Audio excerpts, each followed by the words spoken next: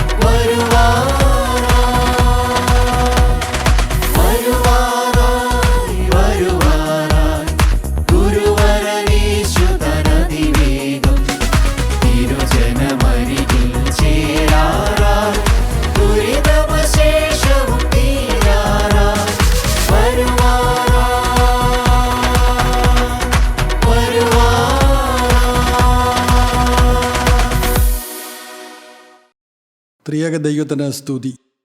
കർത്താവിൻ്റെ പരിശുദ്ധ തിരുനാമം മഹത്വപ്പെടുമാറാകട്ടെ. കർത്താവിനാൽ അനുഗ്രഹിക്കപ്പെട്ട വിശ്വാസികളുടെ സമൂഹമേ, ദൈവസ്നേഹത്താൽ ആകർഷിക്കപ്പെട്ട കൂടി വന്നിരിക്കുന്ന ദൈവജനമേ, എല്ലാവർക്കും കർത്താവായ യേശുക്രിസ്തുവിൻ്റെ ഒരു പരിശുദ്ധമായ നാമത്തിൽ എൻ്റെ സ്നേഹവന്ദനം. സർവജ്ഞാനിയായ ദൈവം തൻ്റെ സ്നേഹത്താൽ നമ്മെ ഓരോരുത്തരെയും മുന്നറിഞ്ഞു. ആ ദൈവം നമ്മെ മുൻ നിയമിച്ചു. എന്നെയും നിങ്ങളെയും എന്തിനാണ് നിയമിച്ചത്? അപ്പോസ്തലനായ പൗലോസ് അത് കൃത്യമായി തിരിച്ചറിഞ്ഞു. എഫേസ്യ ലേഖനം 1-ാം അധ്യായം 6-ാമത്തെ വാക്യത്തിൽ അപ്പോസ്തലൻ പറഞ്ഞു, കൃപാമഹത്വത്തിൻ്റെ പുകഴ്ചയ്ക്കായി സ്നേഹത്തിൽ നമ്മെ മുൻ നിയമിച്ചു. ദൈവത്തിൻ്റെ കൃപാമഹത്വത്തിൻ്റെ പുകഴ്ചയ്ക്കായി സ്നേഹത്തിൽ നമ്മെ മുൻ നിയമിച്ചു. ദൈവം നമ്മെ മുന്നമേ സ്നേഹിച്ചു.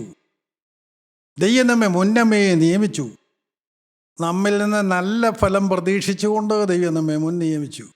അഡ്വാൻസായ ദൈവം നമ്മെ സ്നേഹിച്ചു. ആ സ്നേഹത്തെ ഒത്തതുപോലെ നിൽക്കുന്നുണ്ടോ? എന്നാൽ ദൈവനാമ മഹത്വത്തിന് വേണ്ടി പ്രവർത്തിക്കുന്നുണ്ടോ? യെശയ്യാ പ്രവാചകൻ്റെ പുസ്തകം 42-ാം അധ്യായത്തിൻ്റെ 8-ാമത്തെ വാക്യത്തിൽ നിത്യനായ ദൈവം പ്രവാചകനോട് ഇപ്രകാരം പറയും, ഞാൻ എൻ്റെ മഹത്വം മറ്റൊരുത്തനും എൻ്റെ സ്തുതി വിഗ്രഹങ്ങൾക്കും വിട്ടുകൊടുക്കുകയില്ല. സർവശക്തനായ ദൈവം, സർവജ്ഞാനിയായ ദൈവം, സർവവ്യാപിയായ ദൈവം, സ്തുതിക്കപ്പെടുവാൻ യോഗ്യനായി ഒരുവനേ ഉള്ളൂ. അത് നാം ആരാധിക്കുന്ന ദൈവമാണ്. ആ ദൈവം പ്രവാചകങ്ങളോട് പറഞ്ഞു. എന്താണ് അങ്ങനെ പറയാൻ കാരണം എന്നറിയാമോ? യെശയ്യാ പ്രവാചകൻ്റെ കാലത്തെ ഇസ്രായേൽ ജനം ബാലനെ ആരാധിക്കുന്നവരായിരുന്നു. യഹോവ ദൈവമെന്ന് പറയുകയും ബാലനെ ആരാധിക്കുകയും ചെയ്യുന്ന ജനം. പറയുന്ന വാക്കുകളൊന്ന്, പ്രവൃത്തി മറ്റൊന്ന്. ഇന്നും അത് തന്നെയല്ലേ നടക്കുന്നത്? ദൈവജനമേ, ശാന്തമായി ചിന്തിക്കൂ. കർത്താവ് തൻ്റെ അപ്പോസ്തലന്മാരെ പഠിപ്പിച്ചതായ ഒറ്റ പ്രാർത്ഥനയുണ്ട്, കർത്തൃപ്രാർത്ഥന. ഞങ്ങളുടെ കടക്കാരോട് ഞങ്ങൾ ക്ഷമിച്ചതുപോലെ ഞങ്ങളുടെ കടങ്ങളും പാപങ്ങളും ഞങ്ങളോട് ക്ഷമിക്കണമേ. എന്നും അത് ഉരുവിടുകയല്ലേ? കോടാനുകോടികൾ ഇന്നും അത് പ്രാർത്ഥിക്കുകയല്ലേ? ഒരു ദിവസം എത്രയോ പ്രാവശ്യം പ്രാർത്ഥിക്കുന്നു. കടക്കാരോട് ക്ഷമിച്ചോ? അങ്ങനെ ആയിരുന്നുവെങ്കിൽ ഇന്ന് കോടതികൾ വേണോ? വ്യവഹാരങ്ങൾ വേണോ? പോലീസ് സ്റ്റേഷനുകൾ വേണോ? ഇന്ന് ദൈവാലയങ്ങളിൽ ആരാധനയോ കലഹമോ നടക്കുന്നത്? ശാന്തമായി ചിന്തിക്കുക. പ്രവൃത്തി ഒന്ന്, പ്രാർത്ഥന വേറൊന്ന്. ദൈവം യെശയ്യാ പ്രവാചകനോട് അരുളി ചെയ്തു, ഞാൻ എൻ്റെ മഹത്വം മറ്റൊരുത്തനും എൻ്റെ സ്തുതി വിഗ്രഹങ്ങൾക്കും വിട്ടുകൊടുക്കുകയില്ല. ദൈവത്തിന് കിട്ടേണ്ടതായ മഹത്വം മനുഷ്യൻ ഏറ്റുവാങ്ങിയിട്ടുണ്ടോ? മനുഷ്യർക്ക് നിങ്ങൾ ആരെങ്കിലും കൊടുത്തിട്ടുണ്ടോ? തെറ്റാണ്. യെശയ്യാ പ്രവാചകന്റെ പുസ്തകം തന്നെ 43-ാം അധ്യായം അതിൻ്റെ 21-ാമത്തെ വാക്യത്തിൽ, ഞാൻ എനിക്ക് വേണ്ടി നിർമ്മിച്ചിരിക്കുന്ന ജനം എൻ്റെ സ്തുതിയെ വിവരിക്കും. ഞാൻ എനിക്ക് വേണ്ടി നിർമ്മിച്ചിരിക്കുന്ന എൻ്റെ ജനം എൻ്റെ സ്തുതിയെ വിവരിക്കും. ദൈവജനമേ, ദൈവത്തെ സ്തുതിക്കേണ്ടവർ, ഇതെല്ലാം എനിക്ക് സൗജന്യമായി തന്നല്ലോ എന്ന് തിരിച്ചറിഞ്ഞുകൊണ്ട് ദൈവത്തെ നന്ദിയോടെ സ്തുതിക്കേണ്ട ദൈവജനം. ദൈവം നിർമ്മിച്ചത് അതിനാണ്, മറക്കല്ലേ. ദൈവത്തിൻ്റെ സ്വരൂപത്തിലും ദൈവത്തിൻ്റെ സാദൃശ്യത്തിലും ദൈവത്തിൻ്റെ തേജസ്സിലും മൺമയനായ മനുഷ്യനെ ഈ ഭൂമിയെ സൃഷ്ടിച്ചത് ദൈവത്തെ സ്തുതിക്കാനാണ്. ആ സ്തുതിയിലൂടെയാണ് ആത്മാവ് ഇറങ്ങി വരേണ്ടത്.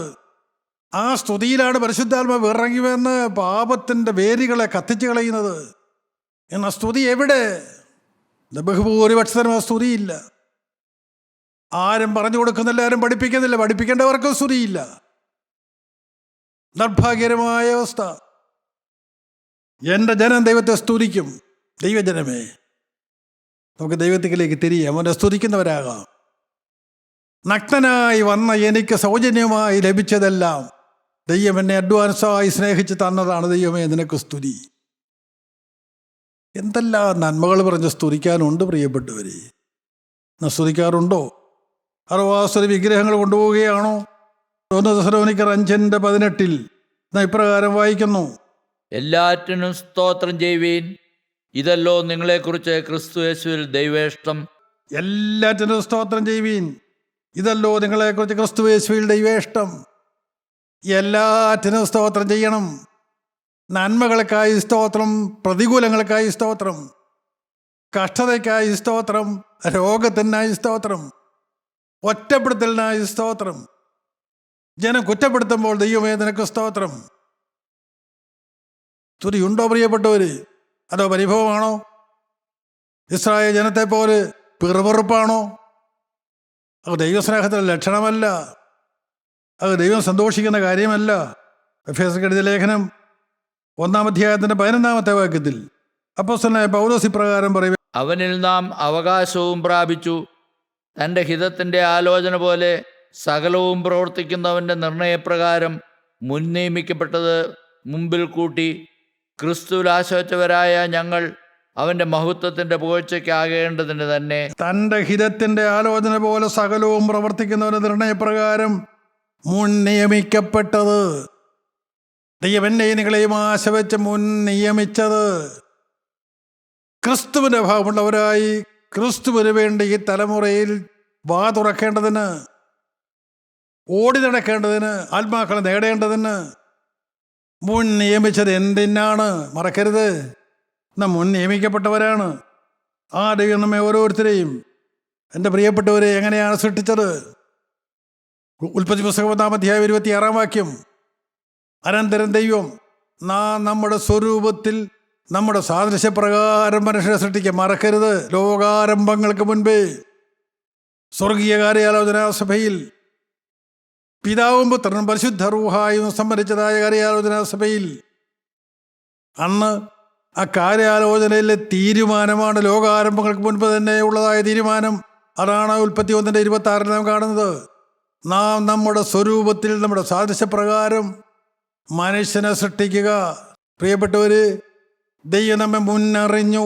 നാം സൃഷ്ടിക്കപ്പെടുന്നതിന് മുൻപേ, ലോകാരംഭങ്ങൾക്ക് മുൻപേ ദൈവം നമ്മെ മുന്നറിഞ്ഞു. മറക്കരുത്, കൃത്യമായ സ്ഥലത്ത്, കൃത്യമായ കാലത്ത്, കൃത്യമായ സമയത്ത് എന്നെ നിങ്ങളെ ദൈവം നിയമിച്ചു. അവൻ്റെ ആശ നിറവേറ്റിയോ? ആ നിയമിച്ചവനായ ദൈവം ഒരു കാര്യം ചെയ്തു, കൃത്യമായി നമ്മെ വിളിച്ചു. വായിക്കാം. പുറപ്പാട് പുസ്തകം 3-ാം അധ്യായം 10-ാമത്തെ വാക്യത്തിൽ അടിമനുഖത്തിലായി പോയ ഇസ്രായേൽ ജനത്തിന് വേണ്ടി ദൈവം മോശയെ വിളിച്ചു. 3-ാം അധ്യായം 10-ാം വാക്യം: യഹോവ മോശയോട്, ആകയാൽ വരിക, നീ എൻ്റെ ജനമായ ഇസ്രായേലിനെ മിസ്രയീം ദേശത്ത് നിന്ന് പുറപ്പെടുവിക്കേണ്ടതിന് ഞാൻ നിന്നെ ഫറവോൻ്റെ അടുക്കൽ അയക്കും. 40 വർഷം മിസ്രയീം കൊട്ടാരത്തിലും പിന്നീട് 40 വർഷക്കാലം യിത്രോവിൻ്റെ ആടുമാടുകളെ മേയിച്ചുകൊണ്ട് സീനായി മലയുടെ മലഞ്ചെരുവിൽ നടന്നവനായ മോശ, 80 വയസ്സ് പ്രായമുള്ളവനായ മോശ, ആ മോശയെ ദൈവം വിളിച്ചു. സീനായ പർവ്വതത്തിൽ മുൾമരങ്ങളുടെ ഇടയിൽ പ്രത്യക്ഷനായ ദൈവം മോശയെ വിളിച്ചിട്ട് എന്താണ് പറയുന്നത്? ആകയാൽ വരിക, ഞാൻ നിന്നെ അയക്കും. സ്തോത്രം. ദൈവം ആശയോടെ മോശയെ വിളിച്ചു. എൻ്റെ പ്രിയപ്പെട്ടവരെ, സ്വർഗത്തിൻ്റെ പ്ലാനും പദ്ധതി നിങ്ങളാരും മറക്കരുത്. ഈ മോശയെ വിളിക്കുന്നതിന് മുൻപ് ദൈവം അബ്രഹാമിനെ വിളിക്കുന്നുണ്ട്. ഉൽപ്പത്തി പുസ്തകം 12-ാം അധ്യായത്തിൻ്റെ 1-ാമത്തെ വാക്യത്തിൽ നാം അതാണ് വായിക്കുന്നത്. ഉൽപ്പത്തി 12:1: യഹോവ അബ്രഹാമിനോട് അരുളിച്ചത് എന്തെന്നാൽ, നീ നിന്റെ ദേശത്തെയും ചാർച്ചക്കാരെയും പിതൃഭവനത്തെയും വിട്ട് പുറപ്പെട്ട് ഞാൻ നിന്നെ കാണിപ്പാനിരിക്കുന്ന ദേശത്തേക്ക് പോക. യഹോവ ആശയോടെ അബ്രഹാമിനെ വിളിക്കുമ്പോൾ, പ്രിയപ്പെട്ടവര്, അബ്രഹാം ആരായിരുന്നു? അബ്രഹാം കൽദയപട്ടണമായ ഊരിൽ പാർക്കുന്നവനായിരുന്നു. പുറജാതിയുടെ രാജ്യത്ത് ജീവിക്കുന്ന വിഗ്രഹാരാധിയായിരുന്നു. അബ്രഹാമിൻ്റെ പിതാവായ തേരഹ വിഗ്രഹാരാധിയായിരുന്നു. അബ്രഹാം ഒരുപടി കൂടി കടന്ന വിഗ്രഹങ്ങളെ ഉണ്ടാക്കി വിൽക്കുന്നവനായിരുന്നു. കൽദയപട്ടണമായ ഊരിൽ പാർക്കുന്നവനായിരുന്നു. ദൈവത്തെ അറിയാത്തവനായിരുന്നു. വചനം കേൾക്കുന്ന ദൈവവേദിലെ നീ ദൈവത്തെ വ്യക്തമായി അറിഞ്ഞിട്ടില്ലെങ്കിൽ നിരാശപ്പെടേണ്ട. ദൈവം നിന്നെ വിളിക്കുന്നു. അബ്രഹാമിനെ വിളിച്ചു. എന്താണ് പറഞ്ഞത്? നീ നിന്റെ ദേശത്തെയും ചാർച്ചക്കാരെയും പിതൃഭവനത്തെയും വിട്ട് പുറപ്പെട്ട് ഞാൻ നിന്നെ കാണിപ്പാനിരിക്കുന്ന ദേശത്തേക്ക് പോവുക. വിട്ടുപിരിയുക. ഇന്നുള്ള സ്ഥിതി വിട്ടുപിരിയുക. നിന്റെ ജഡസ്നേഹം, നിന്റെ ലോക ഇമ്പങ്ങൾ വിട്ടുപിരിയുക. നിന്റെ സ്വദേശത്തെയും പിതൃഭവനത്തെയും ചാർച്ചക്കാരെയും വിടുക. മനസ്സുണ്ടോ? എവിടേക്കാണ് പോകേണ്ടത്? ബുദ്ധി പ്രവർത്തിക്കണ്ട, ബുദ്ധി ചിന്തിക്കണ്ട. ബുദ്ധി പ്രവർത്തിച്ചു പോയാൽ അത് മാനുഷികമായ ബുദ്ധിയായി പോവും. ആ ബുദ്ധി അങ്ങ് മാറ്റിവെക്ക്. ദൈവത്തിൻ്റെ വിളിയിൽ വിശ്വസിച്ചുകൊണ്ട് നീ പുറപ്പെട്ടു. പ്രിയപ്പെട്ടവരെ, ദൈവം അബ്രഹാമിനെ വിളിച്ചു. അബ്രഹാമിനൊരു ഭാഗ്യം കിട്ടി. എന്നെ വിളിക്കുന്ന ദൈവമാണ് എന്നൊരു ബോധ്യം അബ്രഹാമിന് കിട്ടി. ആ വിളി കേട്ട് അബ്രഹാം പുറപ്പെട്ടു. ഉൽപ്പത്തി പുസ്തകം 15-ാം അധ്യായത്തിൻ്റെ 7-ാം വാക്യത്തിൽ, പിന്നെ അവനോട്, ഈ ദേശത്തെ നിനക്ക് അവകാശമായി തരുവാൻ കൽദയപട്ടണമായ ഊരിൽ നിന്ന് നിന്നെ കൂട്ടിക്കൊണ്ടുവന്ന യഹോവ ഞാനാകുന്നു. പ്രിയപ്പെട്ടവര്, ദൈവം ഒരു സത്യം വെളിപ്പെടുത്തി കൊടുത്തു. ദൈവമാണെന്നൊരു വിശ്വാസം അബ്രഹാമിന് കിട്ടി. അബ്രഹാം പുറപ്പെട്ടു. അബ്രഹാം പുറപ്പെട്ടപ്പോൾ ദൈവം പറഞ്ഞു കൊടുത്തു, അബ്രഹാമേ, ഈ ദേശത്തെ നിനക്ക് അവകാശമായി തരുവാൻ കൽദയപട്ടണമായ ഊരിൽ നിന്ന് നിന്നെ കൂട്ടിക്കൊണ്ടുവന്ന യഹോവ ഞാനാകുന്നു. കൽദയപട്ടണമായ ഊരിൽ നിന്ന്, വിഗ്രഹാരാധികളുടെ മധ്യത്തിൽ നിന്ന്, വിഗ്രഹാരാധിയായ അബ്രഹാമിനെ അവിടുന്ന് കൂട്ടിക്കൊണ്ടുവന്നവനായ യഹോവയായ ദൈവം. മറക്കല്ലേ, നിന്റെ നന്മയൊന്നും കണ്ടിട്ടല്ല, നിനക്ക് നന്മ ഉണ്ടായിട്ടുമല്ല, നീ ദൈവത്തെ അന്വേഷിച്ചതല്ല, ദൈവം നിന്നെ അന്വേഷിച്ചു. മറക്കല്ല്, അടിസ്ഥാനം മറക്കല്ല്. നന്ദി കൊണ്ട് നിറയാൻ അത് പോരെ പ്രിയപ്പെട്ടവരെ. പാപത്തിൻ്റെ ആഴത്തിൽ പാപത്തിൻ്റെ മട്ടൂറ്റി കുടിച്ചുകൊണ്ട് ദൈവത്തെ അറിയാതെ ജീവിച്ച കാലത്ത് ആ ദൈവം എന്നെ തേടി വന്നെന്നെ വിളിച്ചു. ആ ദൈവം എന്നെ വിളിച്ചു, അവൻ്റെ സ്വർഗീയ കാര്യപരിപാടിക്കായി വിളിച്ചു. ആ ദൈവത്തിൻ്റെ വിളി എൻ്റെ മേൽ വന്നു. നിങ്ങൾക്ക് വിശ്വസിക്കാൻ മനസ്സുണ്ടോ? യോഹന്നാന്റെ സുവിശേഷം 3-ാം അധ്യായം 16-ാം വാക്യത്തിൽ നിത്യനായ ദൈവം ഇപ്രകാരം വെളിപ്പെടുത്തി. യോഹന്നാൻ 3:16, തൻ്റെ ഏകജാതനായ പുത്രനിൽ വിശ്വസിക്കുന്ന ഏവനും നശിച്ചു പോകാറ് നിത്യജീവൻ പ്രാപിക്കേണ്ടതിന് ദൈവം അവനെ നൽകുവാൻ തക്കവണ്ണം ലോകത്തെ സ്നേഹിച്ചു. ദൈവം എന്നെ സ്നേഹിച്ചിട്ട് എന്നെ വിളിച്ചു. എന്താണ് എനിക്ക് ദൈവം തന്നിരിക്കുന്ന എന്നെക്കുറിച്ചുള്ള ഉദ്ദേശം? നീ തൻ്റെ ഏകജാതനായ പുത്രനിൽ വിശ്വസിക്കുക. ദൈവത്തിൻ്റെ പുത്രൻ, ഏകജാതനായ പുത്രനിൽ വിശ്വസിച്ച് നിത്യജീവൻ പ്രാപിക്കാൻ നിങ്ങൾ ആരും നശിച്ചു പോകണ്ട. ദൈവം ഈ ഭൂമിയെ സൃഷ്ടിച്ചിരിക്കുന്ന ഒരു മനുഷ്യന് നശിച്ചു പോകാൻ ദൈവം ആഗ്രഹിക്കുന്നില്ല. തൻ്റെ ഏകജാതനായ പുത്രനിൽ വിശ്വസിക്കുന്ന ഏവനും നശിച്ചു പോകാറ് നിത്യജീവൻ പ്രാപിക്കേണ്ടതിന് ദൈവം അവനെ നൽകുവാൻ തക്കവണ്ണം ലോകത്തെ സ്നേഹിച്ചു, എന്നെ സ്നേഹിച്ചു, നിങ്ങളുടെ ഓരോരുത്തരെയും സ്നേഹിച്ചു, നിങ്ങളെ വ്യക്തിപരമായി സ്നേഹിച്ചു, നിങ്ങളെ വിളിച്ചിരിക്കുന്നു. എൻ്റെ പ്രിയപ്പെട്ടവരെ, വിശുദ്ധ മത്തായി ശ്ലീഹ തൻ്റെ സുവിശേഷം എഴുതുമ്പോൾ, മത്തായിയുടെ സുവിശേഷം 1-ാം അധ്യായത്തിൻ്റെ 1-ാമത്തെ വാക്യം വായിക്കുമ്പോൾ, അബ്രഹാമിന്റെ പുത്രനായ ദാവീദിന്റെ പുത്രനായ യേശു ക്രിസ്തുവിന്റെ വംശാവലി. മത്തായി തൻ്റെ വംശാവലി എഴുതുമ്പോൾ, യേശുക്രിസ്തുവിൻ്റെ വംശാവലിയെ കുറിച്ച് എഴുതുമ്പോൾ, നിത്യനായ ദൈവത്തിൻ്റെ കാര്യപരിപാടി വെളിപ്പെടുത്തി കൊടുക്കുമ്പോൾ, അബ്രഹാമിൻ്റെ പുത്രനായ ദാവീദിൻ്റെ പുത്രനായ യേശുക്രിസ്തുവിൻ്റെ വംശാവലി. അബ്രഹാമിലാണ് തുടങ്ങുന്നത് വംശാവലി. ആരാണ് അബ്രഹാം? മറക്കല്ലേ, ദൈവമാരാണ്. വിഗ്രഹാരാധിയായ വിഗ്രഹങ്ങൾ ഉണ്ടാക്കി വിൽക്കുന്നവനായ അബ്രഹാമിനെ വിളിച്ച ദൈവം വംശാവലി ആരംഭിക്കുന്നത് അബ്രഹാമിലാണ്. മറക്കല്ലേ. ആർക്കാ പാരമ്പര്യം പറയാനുള്ളത്? ആർക്കാണ് അഭിമാനിക്കാൻ എന്തെങ്കിലും പറയാനുള്ളത്? ഒന്നും പറയാനില്ല പ്രിയപ്പെട്ടവരെ. ഇനി എൻ്റെ 17-ാമത്തെ വാക്യം വായിക്കാമോ? മത്തായിയുടെ സുവിശേഷം 1-ാം അധ്യായം 17-ാം വാക്യം. ഇങ്ങനെ തലമുറകളാകെ അബ്രഹാം മുതൽ ദാവീദ് വരെ 14, ദാവീദ് മുതൽ ബാബേൽ പ്രവാസത്തോളം 14, ബാബേൽ പ്രവാസം മുതൽ ക്രിസ്തുവിനോളം 14 ആകുന്നു. തലമുറകളെ എണ്ണുമ്പോൾ മത്തായിയുടെ സുവിശേഷത്തിൽ കാണുന്നത് അബ്രഹാം മുതൽ ദാവീദ് വരെ 14, ദാവീദ് മുതൽ ബാബേൽ പ്രവാസത്തോളം 14, ബാബേൽ പ്രവാസം മുതൽ ക്രിസ്തുവിനോളം 14. ക്രിസ്തുവിൻ്റെ വംശാവലിയിൽ അബ്രഹാമിനെ തുടങ്ങുന്നു. എന്ത് അത്ഭുതകരമായ ദൈവത്തിൻ്റെ വിളി!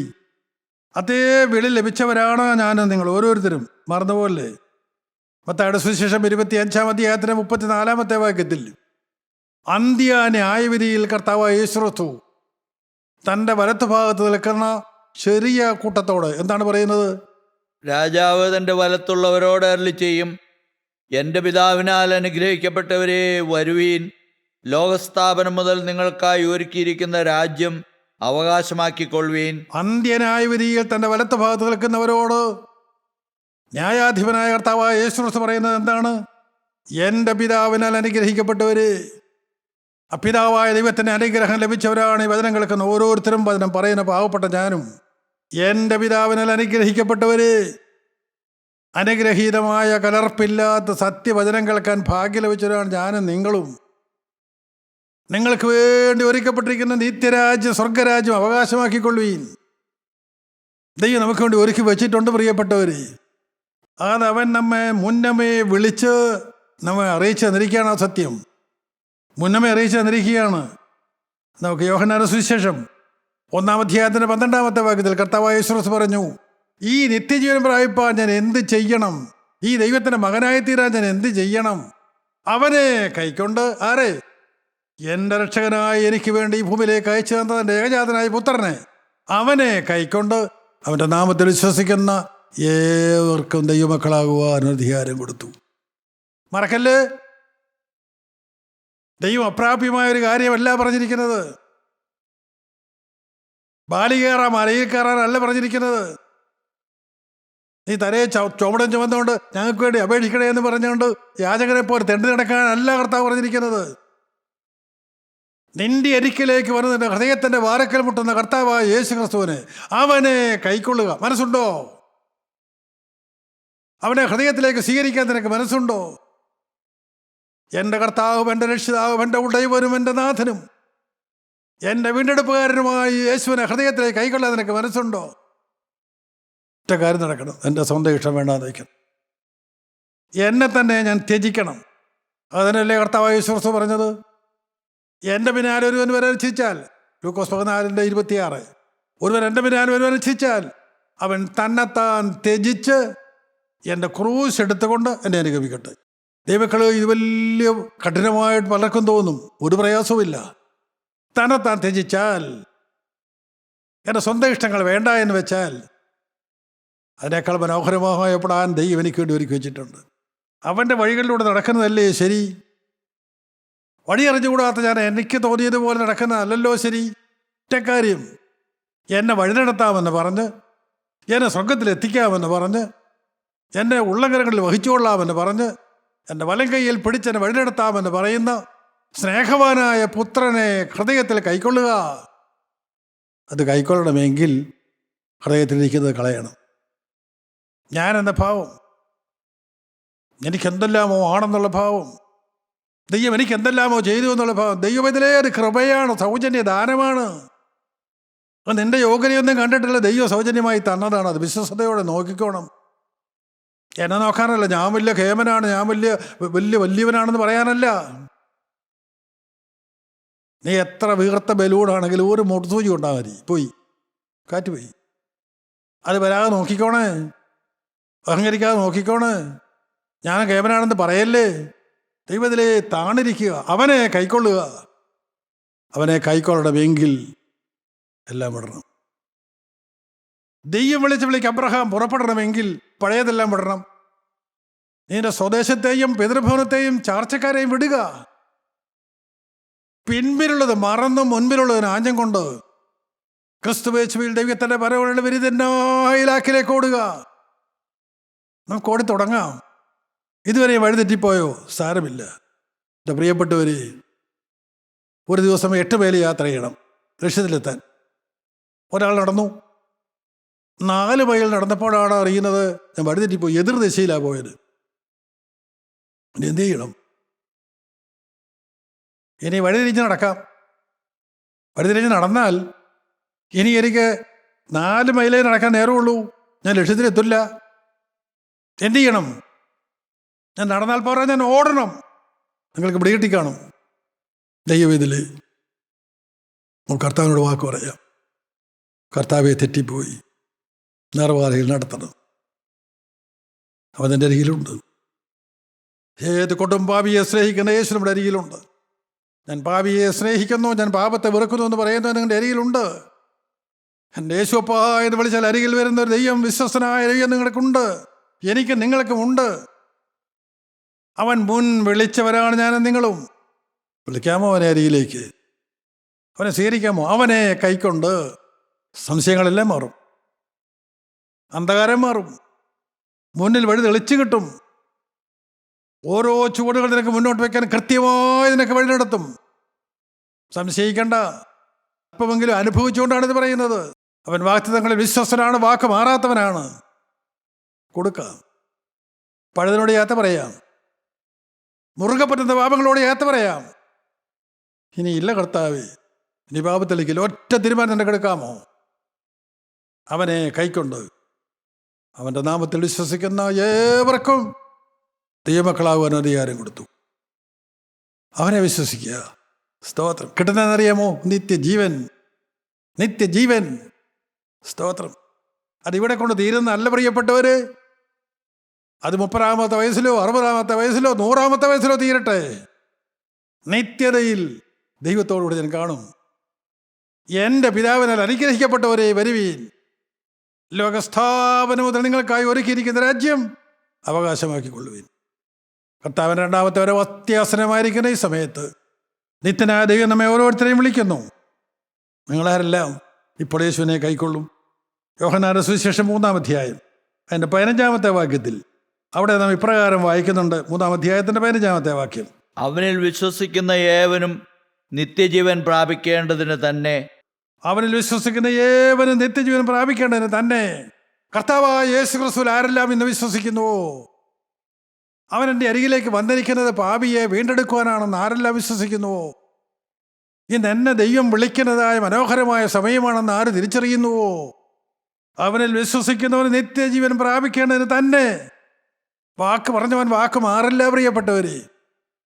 ഏതൊരു പാപിയെയും തേടി കർത്താവ് നമ്മെ വിളിക്കുന്നുണ്ട്. യേശു വിശ്വസിക്കാമോ? അവൻ്റെ വഴി നടത്താനാണ് വിളിക്കുന്നത്. ചെല്ലാമോ? അവൻ വഴി നടത്തും. അവൻ നമ്മെ അക്കരെ എത്തിക്കും.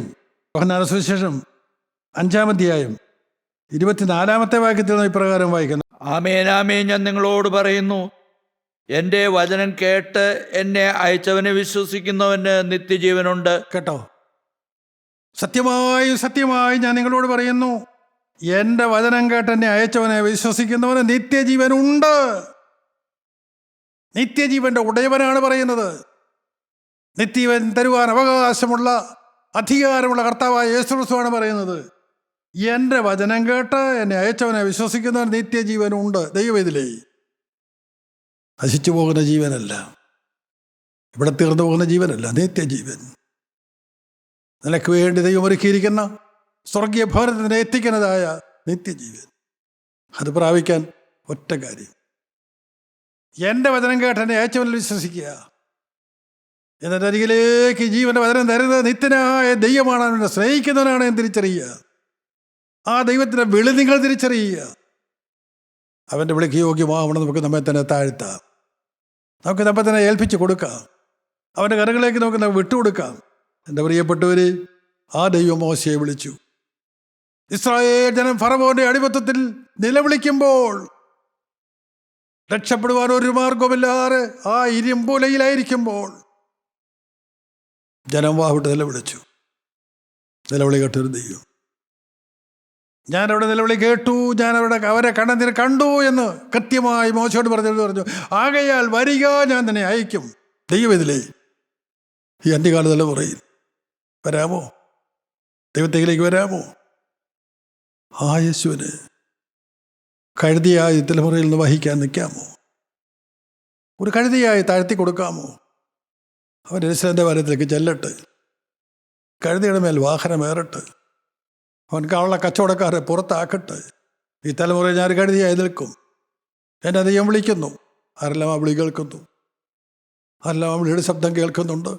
കർത്താവേ, പാഴായിപ്പോയ കാലങ്ങൾ, പ്രിയപ്പെട്ടവരെ, നഷ്ടപ്പെട്ടു പോയതിന്, ജീവന്റെ പുസ്തകത്തിൽ നിന്ന് പേര് നഷ്ടപ്പെട്ടു പോയവരെ തേടി വന്നിരിക്കുന്ന നല്ല ഇടയൻ, 99 വിട്ടിട്ടവനാ നഷ്ടപ്പെട്ടു പോയി ഒന്നിനെ തേടി വരുന്ന നല്ല ഇടയൻ ഇന്ന് പാപിയെ തേടി വന്നിട്ടുണ്ട്, അവനെ വിളിക്കുന്നുണ്ട്. ആ പാപി ഞാനാണ്, പടിതെറ്റിപ്പോയ പാപി ഞാനാണ്, പതിനനുസരിക്കാറ് പിന്മാറിപ്പോയ പാപി ഞാനാണ്, ലോക സ്നേഹത്തിലേക്ക് ജട ഇമ്പങ്ങളിലേക്ക് തിരിഞ്ഞു പോയ പാപി ഞാനാണ്, പാപത്തിൻ്റെ മട്ടുകൂറ്റി കുടിച്ച് പോയ പാപി ഞാനാണ്. ആരെല്ലാം ഏറ്റു പറയുന്നുണ്ട്. അവനെ കൈക്കൊള്ളാം, അവൻ്റെ ഹൃദയത്തിലേക്ക് സ്വീകരിക്കാം. ആകയാൽ വരിക, ഞാൻ തന്നെ അയക്കാം. മോശയെ നടത്തിയില്ലേ? മിസ്രൈമിലേക്ക് അയച്ചില്ലേ? ഫറവോന്റെ അടുക്കലേക്ക് അയച്ചില്ലേ? തൻ്റെ ജനത്തെ വിടുവിച്ചില്ലേ? പ്രിയപ്പെട്ടവര്, തൻ്റെ പാവപ്പെട്ട ജനത്തെ വിടുവിപ്പാൻ ദൈവം ആഗ്രഹിക്കുന്നു. ദൈവം നമ്മെ വിളിക്കുന്നു. നമുക്ക് താഴ്ത്തി കൊടുക്കാം. കർത്താവ്, പാപിയെ സ്നേഹിക്കുകയും പാപത്തെ വെറുക്കുകയും ചെയ്യുന്നവനായ നല്ലവനായ കർത്താവ്, ഞങ്ങളിതാ പാപത്തോട് യാത്ര പറഞ്ഞുകൊണ്ട് നിന്റെ വിളിക്ക് യോഗ്യമാവണം നടപ്പാൻ ഞങ്ങളത് അതിൻ്റെ അരികിലേക്ക് വരുന്നു. ഒരു കഴുതയെപ്പോലെ അതിൻ്റെ കാൽപ്പാദത്തിങ്കിൽ ഇതാ തല കുനിക്കുന്നു. ഈ കഴുതകളുടെ മേൽ വാഹനമേറണമേ, അവിടുത്തെ കാര്യം ഒരുപാട് നിവർത്തിക്കണമേ. രണ്ടാമത്തെ വരവിലൂടെ അനേകരെ ഒരുക്കുവാനുള്ള ഭാഗ്യം ഞങ്ങൾക്ക് തരണമേ. രണ്ടാമത്തെ വരവിനായി ഒരുങ്ങുവാനും അനേകരെ ഒരുക്കുവാനുള്ള ഭാഗ്യം ഞങ്ങൾക്ക് തരണമേ. രണ്ടാമത്തെ വരവിനായി ഞങ്ങളെ ഒരുക്കണമേ, അനുഗ്രഹിക്കണമേ, മാനവമഹത്തോടെ എടുക്കണമേ, ഞങ്ങളുടെ കൂട്ടായ്മയെ അന്ത്യത്തോളം കാക്കണമേ. യേശു ക്രിസ്തുവിന്റെ അതിപരിശുദ്ധ നാമത്തിൽ തന്നെ ആമേൻ.